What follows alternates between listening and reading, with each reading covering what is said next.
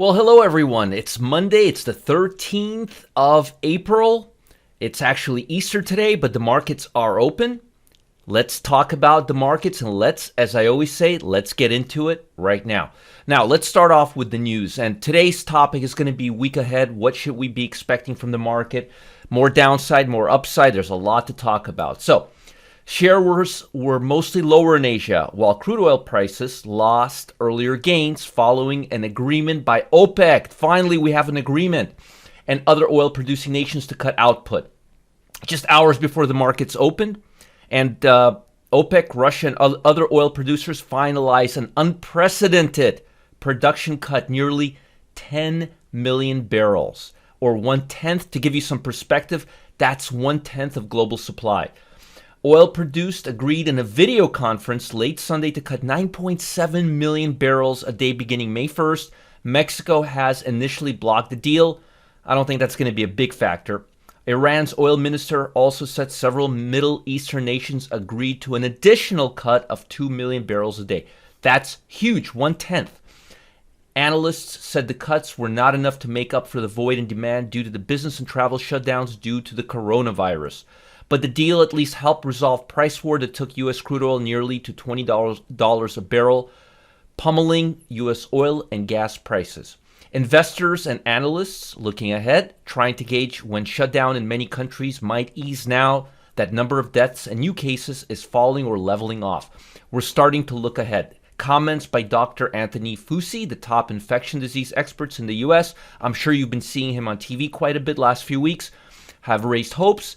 He has some parts of the U.S. might be able to reopen as early as next month, while warning that much remains uncertain. What I like about the fact is U.S. is starting to look ahead. Now, in terms of the week ahead, the big reports are retail sale. This retail sale number that comes out on Wednesday takes into account much of the coronavirus. Now, retail sales makes up about 75% of the GDP, 70 to 80% of the GDP. So keep your eye on this number. Also, industrial production. I would say retail sale, industrial production, and then jobless claims and housing starts. These four reports, retail sale, industrial production, housing starts, and jobless claims are going to be the big one. Petroleum status report's not going to be that big, especially in light of the agreement that was made about 12 hours ago, maybe a little less than 12 hours ago. I don't think the Philadelphia Fed Business Outlook survey is going to be substantial. First, it's not a government report. B, it's a limited report. And C, it only takes into account a very small part of the economy. So I don't think that's going to be big, but industrial production, watch out. Retail sales, watch out. My main goal is to see how the market reacts to these crappy numbers that come out. That's the big concern. I know the numbers are not going to be good. That's obvious. That goes without saying. But I want to see how bad these numbers are going to get. That's really, really the major concern. And as you could see here, look at this. The consensus down 13.2%, down 3.3%. Consensus is down 7%. I mean, we're all over the place. So it's going to be very interesting to see if these numbers in March, and March is coronavirus month. So we're going to get a really good idea of how things went. This report is going to give us actual data that we need so we don't have to speculate on how bad things are. And that's going to start putting the stock market away from guess and see mode and into real value, at least beginning stage. Now, looking at the NASDAQ 100, as you could see here, we have been sitting now. This is the daily chart. If you look at the daily chart, let me get rid of this here. If we look at the daily chart, we've been now, this mustard colored, ugly colored line here, that's the 200-day moving average. This little price action here that we've covered with the blue lines, that's the ascending triangle, and we've been breaking above it now for 4 days. We have not went back into the zone. If we go below 196 on the QQQ, that'll be the zone. The reason why I'm showing you the QQQ is because the QQQ is the strongest index. It is substantially stronger than the S&P 500. And if you look on a weekly chart, it's the only one that did not break the 200-day on a weekly line. And it's already at the 200-day moving line on a daily chart for 4 days. Folks, if you would have told me that when the market was pivoting right here near 165 on the down day, I would have said you're nuts.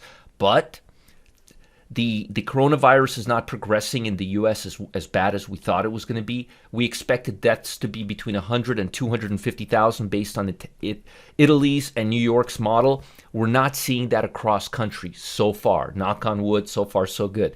So the market is appraising and anticipating better than expected downside, or so to say, it's expecting better than expected recoil from this coronavirus, but it's bouncing. It's bouncing really, really, really hard, and I really like that. Now, the key is going to be whether this now trades above the 50-day moving average, which on the QQQ is at the 205 level. That's going to be huge. If it falls back below the 196 level, that's not going to be pretty. So the two levels that I'm watching on the QQQ right now are the 205.50 or the 205-ish level and the 196 level. Above 205, we're doing really, really well. Below 196, we're back in danger zone. We're back in the triangle. Now, crude oil is going to give us a little bit of help, but even with all this news, 1/10 of supply being taken off the table, we're up less than 1%. We're only up overnight about 0.62 on the futures contract. And as you can see here, the bounce is not really high. What I like to see from these news is a big bounce. Once we see a big bounce, we could anticipate a reversal. I was at least hoping to see a bounce to fill this gap between the 40 and the 36 level, but no soup, literally no soup. And the bounce that we did have, they've been very, very shallow, and we've been coming back, and I'm anticipating crude oil to stay near the 20 or hover between the 25 and 30 level for quite some time. But at least we can expect a little bit more upside over the next few days, maybe in oil and energy stocks, and that'll relieve some pressure from the S&P 500. If you look at the SPY, you'll notice, oh my goodness gracious, look at all these lines. Let me clear all this for you. Jeez Louise. If you look at the SPY, let me just... we've been really going deep with our analysis here. Let me get rid of all of this here. If you look at the SPY, you will notice that it's still below the 200-day moving average and the 50-day line on the daily chart. And that's the reason for that is because the QQQ does not have energy stocks, does not have industrial stocks, has very little financial stocks, mostly has consumer discretionary, tech, and healthcare. That's why the QQQ is outperforming, and it's at the 200-day moving average, where the SPY is below the 200-day moving average. And if those sectors, if the energy sector, financial, and industrial, these three sectors can start rising, which is why I'm so focused on the energy sector, there's a good chance we may see a rally, a broad-based rally. But for now, the only one that really has a hope is the NASDAQ 100. It's been the strongest, and it's been leading. So if we're going to see some upside, we're going to see it from the NASDAQ 100. So my expectations for the week is this. Because it's still Easter, even though the markets are open today, whenever we have a big holiday like Easter, Thanksgiving, Christmas, usually you're going to see the week start out slow. Look, there's a lot of folks taking holiday, and a lot of people aren't working because of coronavirus, and a lot of people still consider today to be a holiday day, especially some religious folks, and we have a lot of religious people in America, and that's great. So we may see less than average volume today. We may see a little bit more upside in the broad market because of the energy prices, but I expect most of the trading action to occur Wednesday and Thursday.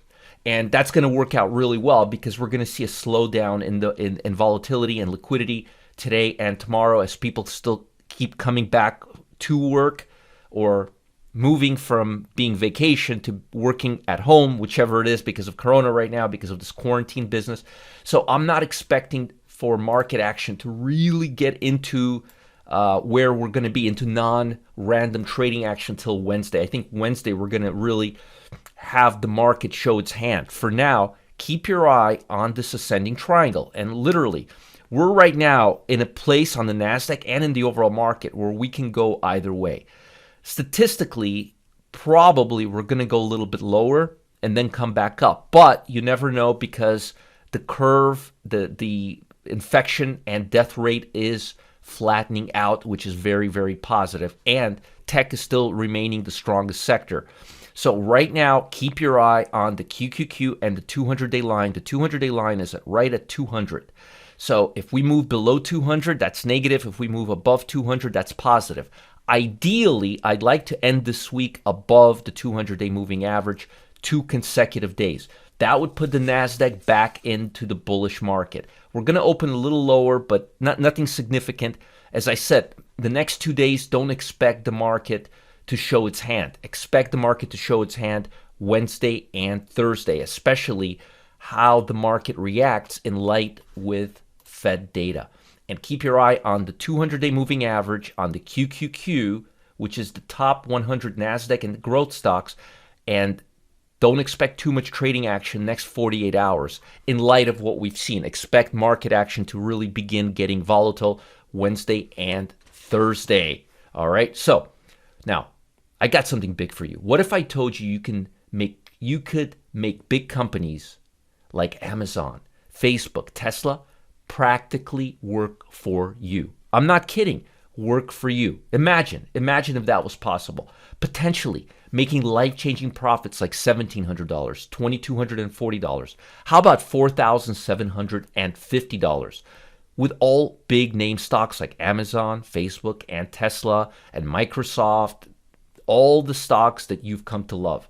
This global pandemic is affecting everyone, and we must work together to make it out on top. So I'd like to offer you some help, some really, really good help. I'm going to show you how you can make money in any market environment. As my good friend Josh Martinez says, recession-proof strategies. When he said it, my face sparkled up. I love that saying, recession-proof strategies. So Tuesday, I'm going to go live to show you the secret that has Main Street investors losing their minds. That's right, 1 p.m. Eastern Time on Tuesday. We're going to be tapping into Wall Street's super strategy to pull thousands of dollars from the beaten down market. And again, this strategy works in any market environment. Bull, bear, sideways, we got you covered. Click the link below or the button of this video. Register now for my free event. Again, let me just summarize. Make big companies like Amazon, Facebook, and Tesla work for you. Potentially make life-changing gains, $1,700, $2,240, $4,750. Literally, very quickly with very little risk. And again, we got to come out on top. I'm going to show you a strategy. I'm going to show you how to pull thousands of dollars from this beaten down market, irrespective of which direction the market's going to go. Follow the link below or click the button at the end of this video. Check this out now. Folks, you can't afford to miss this. Follow the link below, and I'll talk to you soon. Have a great day. Bye, guys.